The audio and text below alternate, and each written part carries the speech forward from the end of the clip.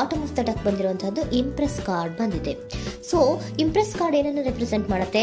ಕೆಲವೊಂದು ರೀತಿಯ ನಿಮ್ಮ ಲವ್ ಲೈಫಿನ ವಿಚಾರದಲ್ಲಿ ಶಾಂತವಾಗಿರ್ಬೇಕು, ಸಮಾಧಾನವಾಗಿರ್ಬೇಕು, ಒಂದು ಪ್ರೀತಿ ಇರಬೇಕು ಅನ್ನುವಂತಹದ್ದು, ಮತ್ತೆ ಒಂದು ಸ್ಟೇಬಲ್ ಆಗಿರ್ಬೇಕು ಅನ್ನುವಂತಹ ರೀತಿಯಲ್ಲಿ ನೀವು ಆಲೋಚನೆಯನ್ನು ಮಾಡ್ತಾ ಇರುವಂತಹದ್ದು ಬಾಟಮ್ ಆಫ್ ದ ಡೆಕ್ ಅಲ್ಲಿ ರೆಪ್ರೆಸೆಂಟ್ ಆಗ್ತದೆ.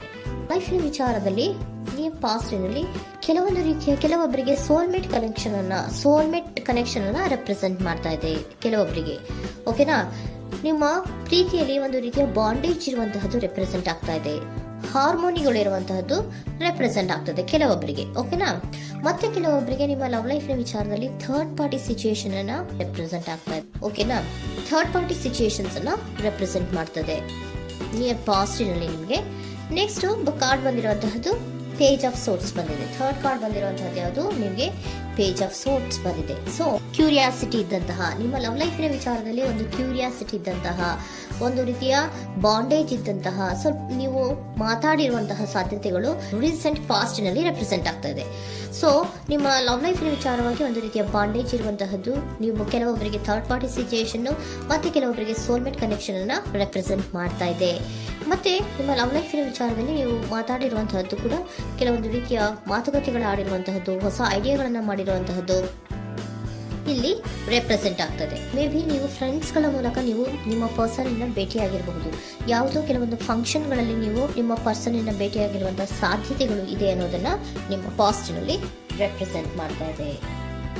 ನೆಕ್ಸ್ಟ್, ಅಟ್ ಪ್ರೆಸೆಂಟ್ನಲ್ಲಿ ಯಾಕೋ ನಿಮ್ಮ ಲವ್ ಲೈಫಿನ ವಿಚಾರದಲ್ಲಿ ಫೀಲಿಂಗ್ ಲೆಫ್ಟ್ ಔಟ್ ಆಗಿರುವಂತಹ ಸಾಧ್ಯತೆಗಳು ರೆಪ್ರೆಸೆಂಟ್ ಆಗ್ತಾ ಇದೆ. ಅಟ್ ಪ್ರೆಸೆಂಟ್ನಲ್ಲಿ ಯಾಕೋ ಕೆಲವೊಂದು ರೀತಿಯ ಚಿಂತೆಗಳಿರುವಂತಹದ್ದು, ವರೀಸ್ಗಳಿರುವಂತಹದ್ದು, ಬೇಜಾರಿನಲ್ಲಿ ನಿಮ್ಮ ಲವ್ ಲೈಫಿನ ವಿಚಾರದಲ್ಲಿ ಇರುವಂತಹದ್ದು ರೆಪ್ರೆಸೆಂಟ್ ಆಗ್ತಾ ಇದೆ.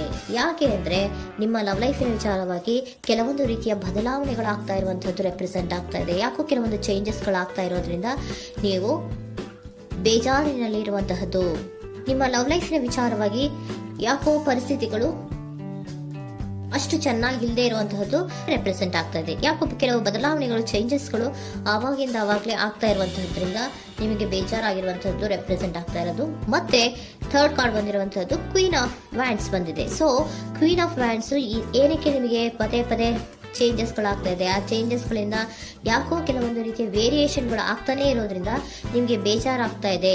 ಸೊ ಅದಕ್ಕೋಸ್ಕರ ನೀವೇನ್ ಮಾಡ್ತೀರಾ? ಬಹಳ ಧೈರ್ಯವಾಗಿ ಕೆಲವೊಂದು ನಿರ್ಣಯಗಳನ್ನ ಮಾಡುವಂತಹ ಸಾಧ್ಯತೆಗಳು ಅಟ್ ಪ್ರೆಸೆಂಟ್ ನಲ್ಲಿ ರೆಪ್ರೆಸೆಂಟ್ ಆಗ್ತಾ ಇದೆ.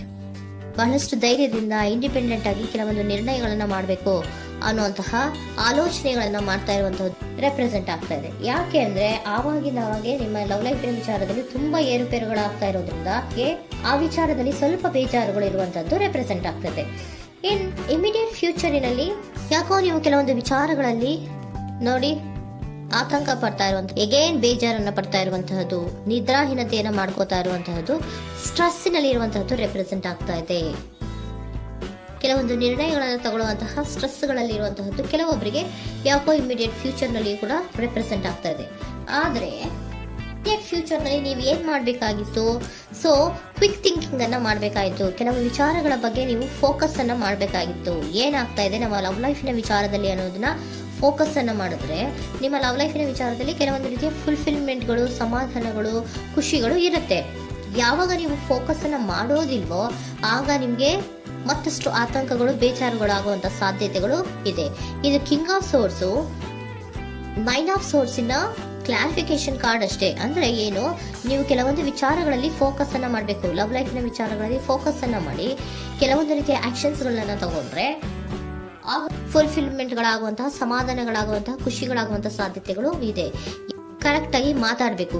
ಏನ್ ಮಾತಾಡಬೇಕು ನಿಮ್ಮ ಲವ್ ಲೈಫಿನ ವಿಚಾರವಾಗಿ ಕರೆಕ್ಟ್ ಆಗಿ ಮಾತಾಡಿ ಕೆಲವೊಂದು ರೀತಿಯ ಕ್ಲಿಯರ್ ಥಿಂಕಿಂಗ್ ಅನ್ನ ಮಾಡಿ ಕ್ವಿಕ್ ಆಕ್ಷನ್ಸ್ ಅನ್ನ ತಗೊಳ್ಳುವಂತಹದ್ದು ರೆಪ್ರೆಸೆಂಟ್ ಆಗ್ತಾ ಇದೆ. ಓಕೆನಾ? ಇದಿಷ್ಟು ನಿಮ್ಮ ಕಾರ್ಡ್ಸ್ ನ ರೀಡಿಂಗು. ನೆಕ್ಸ್ಟ್, ಏಂಜಲ್ ಗೈಡೆನ್ಸ್ ನಿಮ್ಗೆ ಏನ್ ಹೇಳ್ತಾ ಇದ್ದಾರೆ ಅನ್ನೋದನ್ನ ನೋಡೋಣ.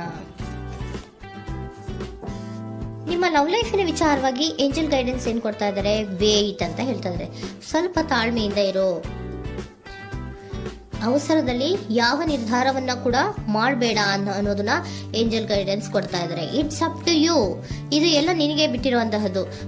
ಬೇಗ ಬೇಗ ಕೆಲವೊಂದು ನಿರ್ಧಾರಗಳನ್ನ ಕ್ವಿಕ್ ಥಿಂಕಿಂಗ್ ಅನ್ನ ಮಾಡಿದ್ರು ಕರೆಕ್ಟ್ ಆಗಿ ಕ್ಲಿಯರ್ ಥಿಂಕಿಂಗ್ ಅನ್ನ ಮಾಡಬೇಕು. ಸೊ ಕ್ಲಿಯರ್ ಥಿಂಕಿಂಗ್ ಅನ್ನ ಮಾಡೋದಕ್ಕೆ ಲವ್ ಲೈಫ್ ನ ವಿಚಾರವಾಗಿ ಸ್ವಲ್ಪ ಟೈಮು ಬೇಕಾಗುತ್ತೆ. ಅದಕ್ಕೋಸ್ಕರನೇ ಏಂಜಲ್ ಗೈಡೆನ್ಸ್ ನಿಮ್ಗೆ ಏನ್ ಕೊಡ್ತಾ ಇದ್ದಾರೆ, ಸ್ವಲ್ಪ ವೇಟ್ ಮಾಡಿ. It's up to you. ಇದು ನಿಮ್ಗೆ ಬಿಟ್ಟಿರುವಂತಹದ್ದು. Perfect timing.